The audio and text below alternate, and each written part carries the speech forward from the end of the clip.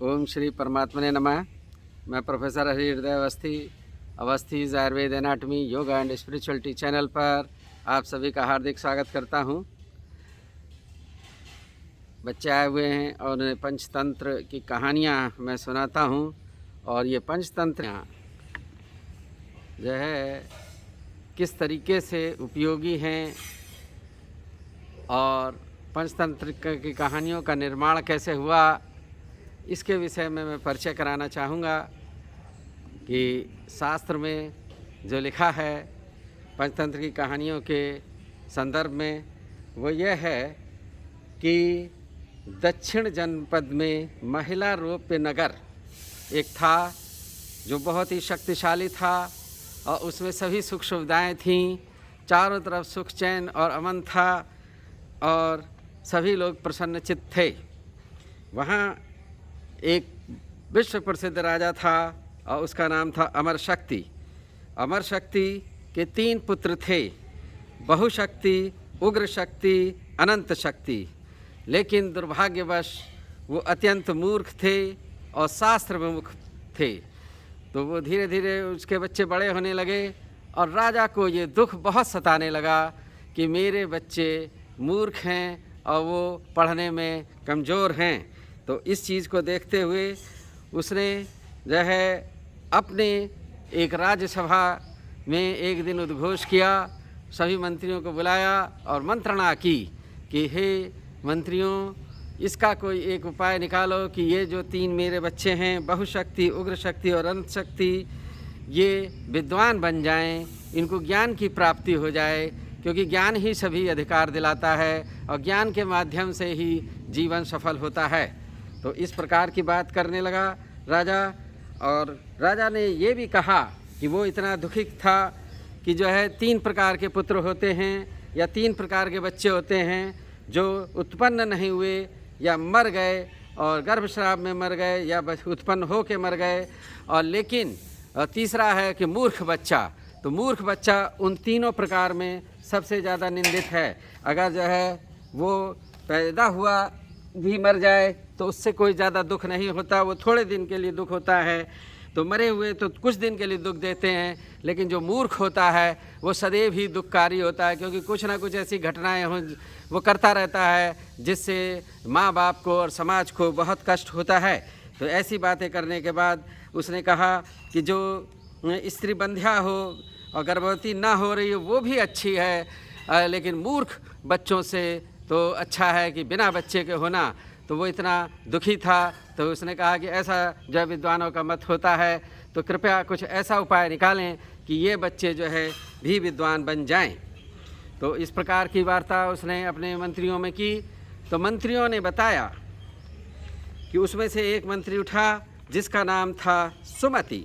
सुमत नाम एक मंत्री ने कहा कि हे राजन, यहाँ पर ये जो आप चर्चा कर रहे हैं, इन शास्त्र को पढ़ने में अनेक वर्ष लगते हैं और बहुत ही अर्थशास्त्र है, कामशास्त्र है और वेद हैं, पुराण हैं और अनेक प्रकार की विद्याएं हैं। तो इनको तो ज्ञान प्राप्त करने में अनेकों वर्ष लग जाते हैं और कभी कभी ये जीवन छोटा भी होता है।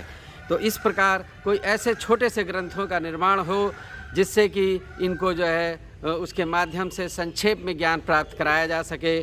और मेरी नज़र में एक और विद्वान गुरु हैं जिनका नाम है विष्णु शर्मा, जिनकी जो सभी विषयों के पारंगत हैं और उनको जो है छात्रों में बहुत ही कीर्ति है। बहुत से छात्र उनसे पढ़ने आते हैं और उनको ज्ञान प्राप्त कराते हैं।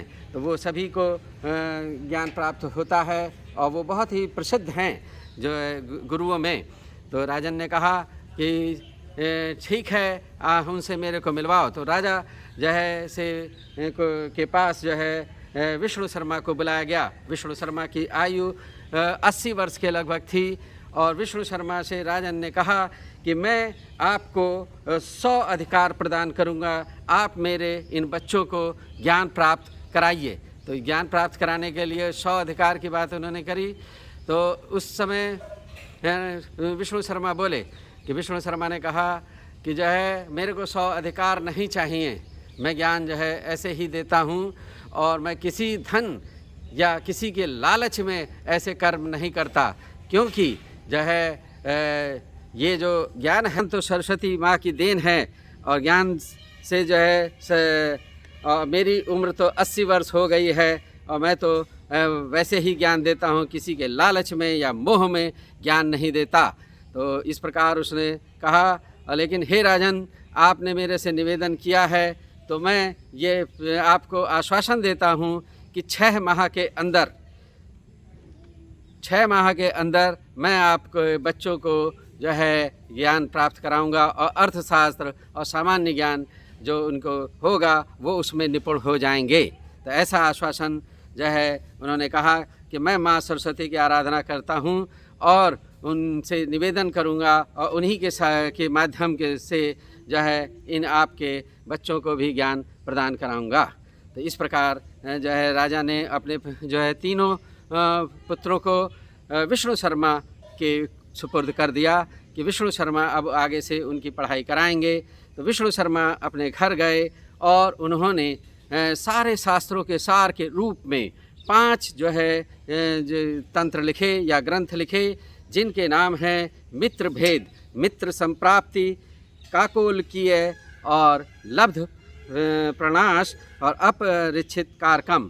तो ये 5 तरीके के ग्रंथ जो है लिखे, 5 तंत्र लिखे। मैं फिर से उनका आपको बताना चाहूँगा कि वो 5 ग्रंथ कौन से हैं। तो 5 ग्रंथों को मैं बताऊं। पहला है मित्र भेद, दूसरा है मित्र संप्राप्ति, तीसरा है काकोलकीय और चौथा है लब्ध प्रणाश और 5वां है अपरिच्छित कारकम अपरिच्छित कारकम।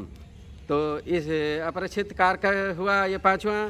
तो इस प्रकार से जो 5 तंत्र थे इनकी रचना उसने करी और उनके माध्यम से, और उसमें उन्होंने छोटी छोटी कहानियाँ लिखी और उनके माध्यम से जो है उन तीनों राजपुत्रों को ज्ञान प्रदान किया।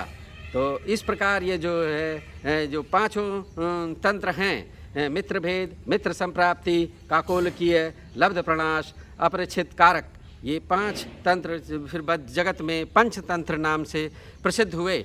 इनके द्वारा उसने ज्ञान प्रदान किया इनकी कहानियों से और वो तीनों पुत्र ज्ञानवान हुए और राजा बहुत खुश हुआ। और तो इस प्रकार और ये जो 5 ग्रंथ हैं जो पंचतंत्र के नाम से प्रसिद्ध हुए, उसके माध्यम से आगे भी लोग शिक्षा देने लगे और वो कहानियाँ बहुत प्रसिद्ध हुईं और अभी तक प्रसिद्ध हैं और बच्चों को वो कहानियाँ सिखाई जाती हैं क्योंकि वो बहुत ही ज्ञानप्रद हैं। अर्थशास्त्र, समाजशास्त्र और अनेक प्रकार के शास्त्रों का संग्रह है और उसके माध्यम से उन्हें ज्ञान प्रदान किया जाता है। उन्हीं कहानियों को मैं आप सभी को सुनाता हूँ। उनमें से जो है जब कभी आप आते हैं तो प्रतिदिन अथवा जो सप्ताह में 1-2 दिन या जब बच्चे आते हैं तब ये कहानियाँ हम अपने YouTube पर अपलोड करते हैं। तो प्रतिदिन लगभग एक कहानी का हमारा एवरेज रहता है। तो ये इस प्रकार से मैंने आपको बताया कि ये पंचतंत्र की कहानियों का उदय कैसे हुआ और इसकी जो है उपयोगिता के बारे में तो क्या कहें। शास्त्रकर्ता ने लिखा है कि इसका जिस बच्चे ने जिन्होंने उसका अध्ययन किया, मनन किया और ग्रहण किया उसकी शिक्षा को, उसको सामान्य व्यक्ति क्या हराएगा, इंद्र से भी वो पराजित नहीं होता। तो इसका महत्व इतना ज़्यादा इस पुस्तक में लिखा हुआ है। अगर ये आपको हमारा चैनल पसंद आ रहा है, ज्ञानप्रद लग रहा है, तो कृपया चैनल को सब्सक्राइब करें, शेयर करें अपने अध्यापकों में, छात्रों में, और जो है जिससे कि ये ज्ञान सब तक पहुँचे। Thank you all.